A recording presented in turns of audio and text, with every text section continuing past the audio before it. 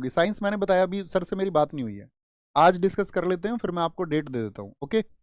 और कुछ आपका बात है तो दिखाएं, कि करके दिखाओ भैया ज्योतिबा फुले मूवी के बारे में। दोस्त, मूवी से अपनी धारणाएं कभी मत बनाना। मैं आपसे कहूं तो एक बार ज्योतिबा फुले जी को आप पढ़ लेना। उनके जैसा सोशल रिफॉर्मर इस देश में कोई पैदा नहीं हुआ। यानी कि अगर मैं आपसे पूछूं तो बाबा साहब भीमराव अंबेडकर, आप जानते हैं कितने बड़े समाज सुधारक हुए हैं। उन्होंने इस देश में पिछड़े व्यक्तियों के लिए, इस देश में महिलाओं के लिए, इस देश में जो बहुत सारी कुरीतियां हैं, एवन ऐसा नहीं था कि इस किसी एक वर्ग के लिए, संपूर्ण हिंदू समाज के लिए उन्होंने जितनी बेहतरी के लिए प्रयास किए, ऐसे कोई व्यक्ति किन्हीं को गुरु समझते हो? क्योंकि बाबा साहब भीमराव अंबेडकर गुरु समझते थे ज्योतिबा फुले जी को, उनको गुरु मानते थे वो। तो जो बाबा साहब भीमराव अंबेडकर जी के भी गुरु हैं, तो आप कम से कम एक बार उनके बारे में अध्ययन करिए कि उन्होंने किस तरह के रिफॉर्म्स किए, किस तरह उन्होंने बच्चियों की शिक्षा को आगे बढ़ाया, किस तरह उन्होंने बच्चियों की जो पिछड़े हालात थे, आप जानते ना स्त्रियों की दशा हमारे देश में कैसी थी, उस स्त्रियों की दशा को उभारने के लिए बाबा फूले जी ने काम किया है।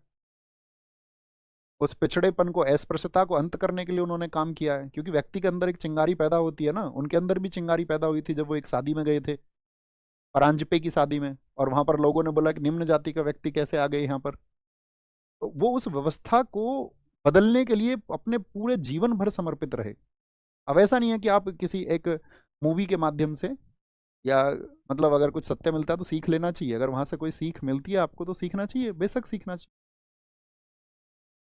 लेकिन बाबा ज्योतिबा फूले या उनकी जो वाइफ थी सावित्री बाई फूले जी, उन्होंने जो स्त्रियों के लिए किया या समाज के लिए किया वो हमको याद रखना। और ऐसा नहीं, उनके बहुत सहयोगी साथी भी थे उनके साथ में। आपका जब वो एक दलित वर्ग से जुड़े हुए थे, मतलब कि दलित क्या, वो उस समय पर आपका जो फूले समुदाय है, जिनको माली समुदाय हम कहते थे, उससे जुड़े हुए थे।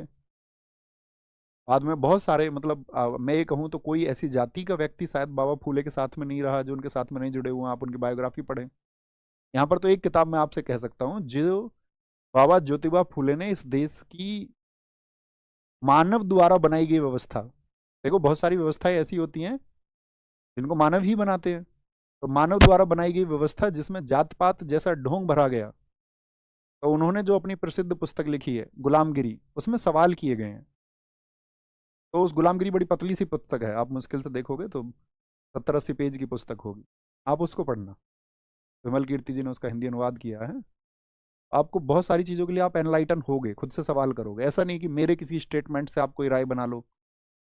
मैं तो ये कहता हूँ कि आप मेरे उस स्टेटमेंट के विरोधी हो जाओ जो आपको ठीक नहीं लगे, आप उस राह को चुने तो आपके लिए ठीक है। लेकिन आप एटलीस्ट पढ़ो, अध्ययन करो, एक छात्र का धर्म यही होना चाहिए।